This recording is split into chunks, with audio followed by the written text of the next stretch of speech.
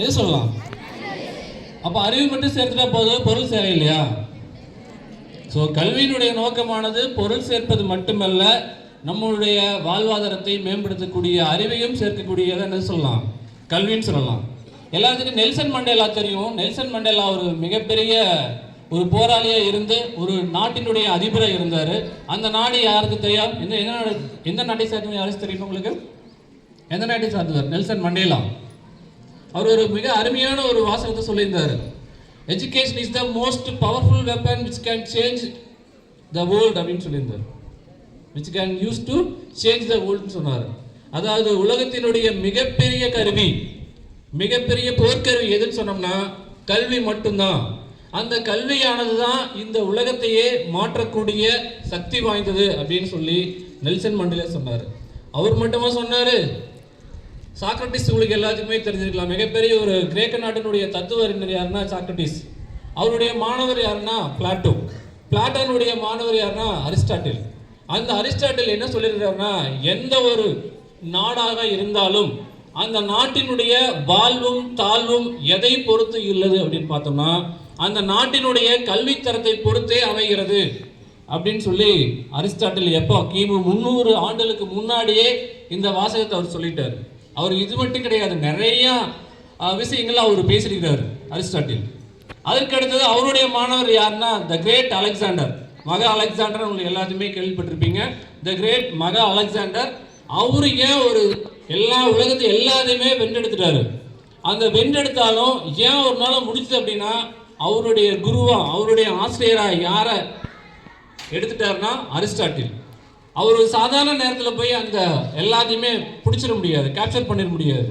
அவர் எப்படி கேப்சர் பண்ணார்னா அவருடைய அறிவு திறத்தினால. அவருடைய அறிவு எங்கிருந்து வந்துன்னா கல்வி.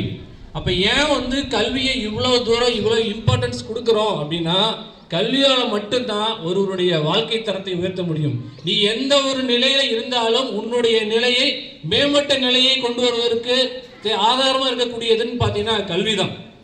ஸோ அந்த கல்வியை நீங்கள் ஒவ்வொரு நாளும் எப்படி படிக்கிறீங்க, எந்த மாதிரி நம்ம நினைக்கிறோம் அப்படின்னு உங்களுக்கு தான் தெரியும். இந்த ஊருடைய பெருமை என்னன்னு உங்களுக்கு தெரியுமா? இந்த ஊரானது ஒரு ஆட்சியின் கீழே இருந்துச்சு பிற்காலத்தில். அதாவது இதுக்கு முன்னாடி காலத்தில் ஒரு ஆட்சியின் கீழே இருந்தது. அந்த எந்த ஆட்சின்னு யாராவது சொல்ல முடியுமாங்கனால?